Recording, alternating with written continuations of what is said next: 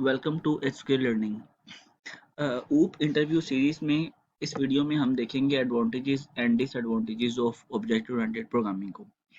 ये interview series में हम कवर कर रहे हैं ऑब्जेक्ट ओरिएंटेड प्रोग्रामिंग में जो इंटरव्यू में क्वेश्चन आ सकते हैं उससे रिलेटेड, जो कि आपको हेल्प कर सकते हैं आपके इंटरव्यूज में, स्पेशली अगर आप फ्रेशर्स हैं। और दूसरा, आपको ये कोई कॉम्पिटिटिव एग्जाम हो आपका, या आपका कोई कॉलेज यूनिवर्सिटी का एग्जाम हो, वहाँ पर आपको ये जो कंसेप्ट है वो काफ़ी हेल्प कर सकते हैं। तो आपसे इंटरव्यूज में अक्सर ये पूछा जाता है कि हम ऊप यूज़ करते हैं, हम ऊप बेस्ड हम लैंग्वेजेस हमारे पास हैं जिसमें हम प्रेफर करते हैं कि हम ऊप बेस्ड काम ही करें, क्लासेस बनाएं हैं, देन उसकी फंक्शनैलिटीज़ को यूज़ करें। तो इसके आप एडवांटेजेस और डिसएडवांटेजेस भी बताएं। स्पेशली फोकस किया जाता है डिसएडवांटेजेस पे, क्योंकि जो एडवांटेजेस होते हैं वो तो आपको काफ़ी मिल जाते हैं, और क्योंकि ऊप में अगर आप ऊप यूज़ करते हैं किसी भी लैंग्वेज में तो उसके एडवांटेजेस होते हैं, तो उस वजह से यूज़ करते हैं।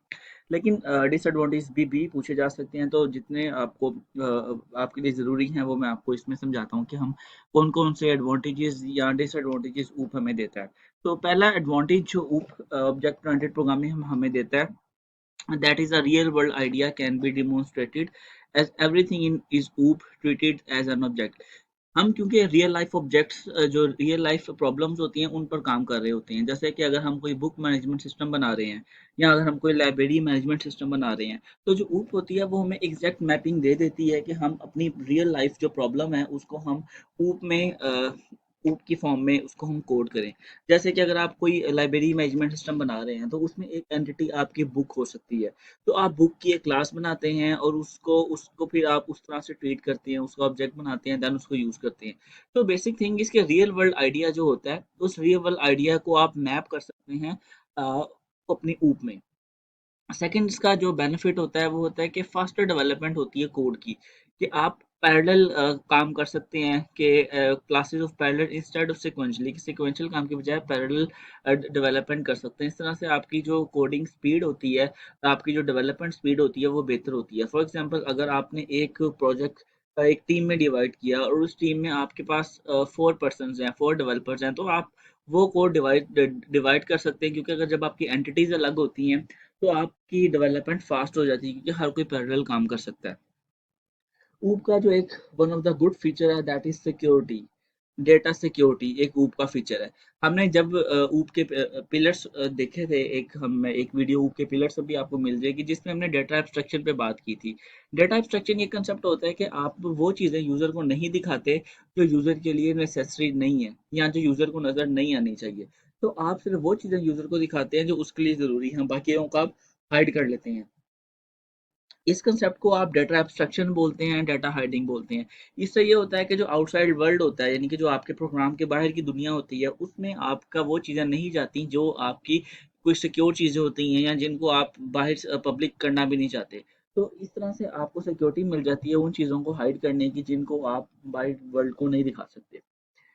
इसके अलावा जो एक बहुत अहम फीचर है, दैट इज रीयूजेबिलिटी। जब हमने इनहेरिटेंस को डिस्कस किया था, इनहेरिटेंस की आपको एक सेपरेट वीडियो मिल जाएगी, तो उसमें हमने ये देखा था कि जो इनहेरिटेंस होती है वो एक ऊप का पिलर है, और उसका जो सबसे बड़ा फायदा होता है दैट इज रीयूजेबिलिटी। यानी कि अगर हम इसको हम ऊप के एडवांटेजेस में कंसीडर कर सकते हैं, कि फॉर एग्जांपल अगर आपने एक क्लास लिखी है ए, इस क्लास के अंदर आपने फॉर एग्जांपल 10,000 लाइन्स का कोड लिखा है, 10,000 लाइन का कोड लिखा है, और आपको ये सारे के सारे फीचर्स अपनी एक और क्लास बी में भी चाहिए।